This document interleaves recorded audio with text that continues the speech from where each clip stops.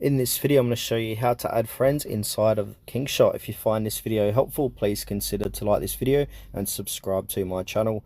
In saying that, let's just jump straight into the video. Okay, so there's a couple of different ways how we can do this. So we can do this by clicking on the chat here. You might need to be a certain chapter inside to get this chat. So once you are, you'll see the chat. Go ahead and click on the chat.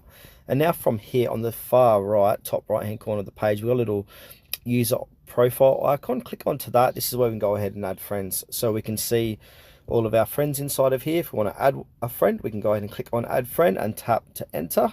So put in their name and click search, and then find your friend and add them like that.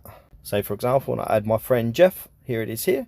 So I'm going to go ahead and click on add friend. They're going to get a notification to accept. And now another way to do this is to go back and then click onto your alliance tab. So if you got members inside of your alliance that you'd like to add as friend, go ahead and find them, so we can see that by viewing it in here. So if I want to go ahead and add a friend from here, now I'm going to scroll down, and now so if I want to add my friend Soda, I'm going to click on his name and then click on add friends, and then they're going to get that notification and accept or reject.